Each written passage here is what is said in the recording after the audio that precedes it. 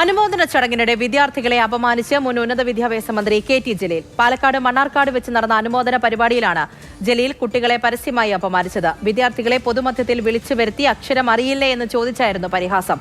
സംഭവത്തെ ന്യായീകരിക്കുന്നതായിരുന്നു ജലീലിന്റെ ഫേസ്ബുക്ക് കുറിപ്പ്. ജലീലിനെതിരെ ബാലാവകാശ കമ്മീഷൻ സ്വമേധയാ കേസെടുത്തു. അതേസമയം തങ്ങൾ അപമാനിതരായിട്ടില്ല എന്നാണ് കുട്ടികൾ പറയുന്നത്.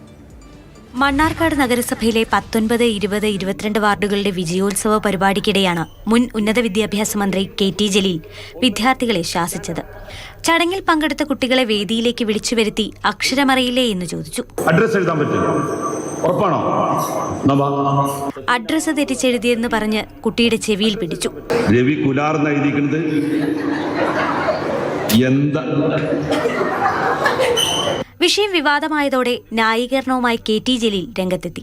കുട്ടികൾക്ക് പിശക് സംഭവിച്ചാൽ തമാശയിലും കാര്യത്തിലും അത് ചൂണ്ടിക്കാണിച്ചു കൊടുക്കലാണ് മുതിർന്നവരുടെ ചുമതലയെന്നും ഞാൻ ചെവിക്കുന്നുള്ളുകയോ വേദനിപ്പിക്കുകയോ ചെയ്തിട്ടില്ലെന്നും കെ.ടി. ജലീൽ ന്യായീകരിച്ചു. വിഷയത്തിൽ ബാലാവകാശ കമ്മീഷൻ സ്വമേധയാ കേസെടുത്തു. കേസെടുത്തത് സ്വാഗതാർഹമാണെന്ന് മന്ത്രി ബിന്ദു കൃഷ്ണ വ്യക്തമാക്കി. അത്തരത്തിലുള്ള പെരുമാറ്റം ഒരിക്കലും ശരിയല്ല. കുഞ്ഞുങ്ങളുടെ അവകാശങ്ങൾക്ക് മേലുള്ള കടന്നുകയറ്റമാണത്. കെ.ടി. ജലീൽ ജാഗ്രത പുലർത്തണമായിരുന്നു എന്ന് വിദ്യാഭ്യാസ മന്ത്രി ഷംസുദ്ദീനും പറഞ്ഞു. സാമൂഹ്യ പ്രശ്നങ്ങൾ ചർച്ച ചെയ്യുമ്പോൾ അതിന് നമ്മൾ കുട്ടികളെ അതിൽ ഒരു ഉപകരണമാക്കുക അല്ലെങ്കിൽ കരുവാക്കുക എന്നുള്ളത് ശരിയല്ല. എന്നാൽ കുട്ടികൾക്ക് വിഷയത്തിൽ പരാതിയില്ല.